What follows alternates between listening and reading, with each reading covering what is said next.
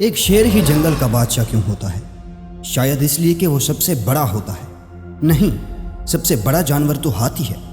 پھر شاید شیر اپنی تیز رفتار کی وجہ سے جنگل کا بادشاہ ہوگا؟ وہ بھی نہیں، کیونکہ سب سے تیز تو چیتا دوڑتا ہے۔ پھر شیر جنگل کا بادشاہ اس لیے ہوگا کہ وہ سب سے زیادہ شاطر اور سمجھدار ہوگا۔ لیکن نہیں، سب سے شاطر جانور تو لومڑی ہے۔ تو پھر سوچنے کی بات تو یہ ہے کہ اگر شیر میں ان میں سے ایک بھی خوبی نہیں ہے تو پھر وہ جنگل کا بادشاہ کیسے بن سکتا ہے؟ نہ ہی وہ سب سے تیز ہے، نہ ہی وہ سب سے بڑا ہے، اور نہ ہی سب سے شاطر ہے، تو پھر کیا وجہ ہے اسے بادشاہ بلانے کی؟ صرف اور صرف اس کی سوچ۔ شیر بادشاہ اس لیے نہیں ہوتا کہ وہ تیز، سمجھدار یا بڑا ہوتا ہے، وہ بادشاہ ہوتا ہے تو صرف اور صرف اپنی سوچ کی وجہ سے۔ لیکن ایک شیر کی کیسی سوچ ہوتی ہے؟ Number 1، bravery. اگر ایک شیر کو کبھی 10 لکڑ بھگے بھی گھیر لیں تب بھی وہ کبھی ہار نہیں مانے گا۔ وہ اپنی آخری سانس تک لڑے گا، اپنے خون کے آخری قطرے تک لڑے گا، لیکن کبھی بھی کسی بھی قیمت پر وہ اپنی ہار تسلیم نہیں کرے گا۔ بے شک آپ کسی لکڑ بگوں کے جھنڈ سے نہ گھرے ہوں، لیکن آپ کی زندگی میں ایسے لوگ ضرور ہوں گے جو آپ کے زندگی میں کچھ بڑا کرنے کے یقین کو توڑنا چاہتے ہوں گے، جو آپ کے کسی سپنے پر یقین نہیں کرتے ہوں گے، جو بس اسی انتظار میں ہیں کہ کب آپ ان کے سامنے اپنی ہار قبول کرتے ہو۔ اور جس دن آپ نے ہار مان لی، آپ ایک شیر سے ایک بھیڑ بن جاؤ گے، ایک ایسی بھیڑ جسے لوگ جیسا چاہیں گے ویسے استعمال کریں گے۔ لیکن اگر آپ لڑو گے، اس زندگی کے لیے لڑو گے جو آپ جینا چاہتے ہو، تو آپ کے راستے میں آنے والا کوئی بھی انسان آپ کو روک نہیں پائے گا۔ فرق نہیں پڑتا آپ کے کتنے لوگ مخالف ہیں، لیکن جب تک آپ خود ہار نہیں مانتے تب تک آپ کبھی نہیں ہارو گے۔ ایک لائن کی دوسری سب سے بڑی مینٹالٹی ہے فوکس۔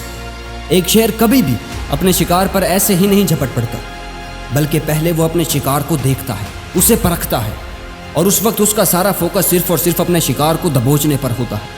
اگر اس وقت ذرا برابر بھی وہ ڈسٹریکٹ ہوا تو اس کا شکار اس کی آنکھوں سے اوجھل ہو جائے گا۔ زندگی میں آپ کا جو بھی شکار ہے، آپ کی جو بھی منزل ہے، آپ کے جو بھی گولز ہیں، تو اپنا سارا فوکس اور ساری انرجی صرف اور صرف اپنے گولز پر لگاؤ، کیونکہ اگر آپ ذرا بھی اپنے گولز اور اپنی ڈیسٹینیشن سے ڈسٹریکٹ ہو گئے تو آپ اپنی منزل سے کتنا دور ہو جائیں گے آپ سوچ بھی نہیں سکتے۔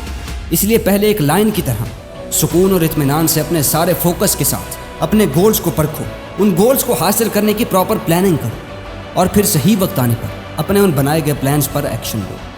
Number 3، The lion doesn't concern himself with the opinion of sheep۔ یعنی ایک شیر کبھی بھی یہ فکر نہیں کرتا کہ بھیڑیں اس کے بارے میں کیا سوچتی ہیں، یعنی کبھی بھی دوسروں کی رائے سے اپنے فیصلے مت بدلو۔ میں یہ نہیں کہہ رہا کہ کبھی کسی کی بات ہی نہ مانے، نہیں، بلکہ جب لوگ آپ سے یہ کہیں کہ تم کر کیا رہے ہو، یہ تمہارے بس کی بات ہی نہیں ہے، کبھی بھی ایسے لوگوں کی باتوں سے ڈی موٹیویٹ مت ہو۔ یہ ایسے لوگ ہوتے ہیں جنہوں نے خود تو کبھی کچھ حاصل کیا ہی نہیں ہوتا، اور پھر ان کی کوشش ہوتی ہے کہ وہ دوسروں کو بھی کچھ حاصل نہ کرنے دیں، اس لیے وہ ہمیشہ ناکام ہی رہتے ہیں، کیونکہ a sheep never leads and a lion never follows۔ ایک بھیڑ کبھی لیڈ نہیں کر سکتی اور ایک شیر کبھی فالو نہیں کر سکتی۔ اسی لیے تو بھیڑ کی زندگی کا کنٹرول ہمیشہ دوسروں کے ہاتھوں میں ہوتا ہے، لیکن ایک شیر پیدا ہی لیڈ کرنے کے لیے ہوتا ہے، اسے شکار کرنے کے لیے کسی کی اجازت کی ضرورت نہیں ہوتی، وہ جیسا چاہتا ہے ویسا کرتا ہے، جیسا بننا چاہتا ہے ویسا بنتا ہے۔ اس لیے ایک بھیڑ نہیں بلکہ ایک شیر بنو، اور کبھی بھی اس بات سے خوفزدہ مت ہو کہ لوگ کیا کہیں گے۔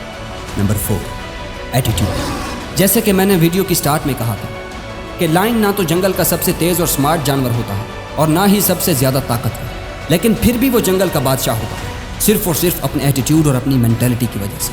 آپ کا ایٹیٹیوڈ ہی آپ کو اپنی فیلڈ کا کنگ بنائے گا، تو اپنے ایٹیٹیوڈ کو ہمیشہ اسے ایک لائن کی طرح رکھو۔ اپنی کمیوں اور اپنی ویکنسز پر دھیان دینے کی بجائے جو آپ کے پاس ہے اس پر فوکس کرو، اور یہ سوچو کہ آپ اس سے کیا کچھ حاصل کر سکتے ہیں۔ جس طرح ایک لائن کو اس کا ایٹیٹیوڈ جنگل کا راجا بناتا ہے، اس طرح آپ کا بھی صحیح ایٹیٹیوڈ آپ کو بھی اپنی فیلڈ کا راجا بنائے گا۔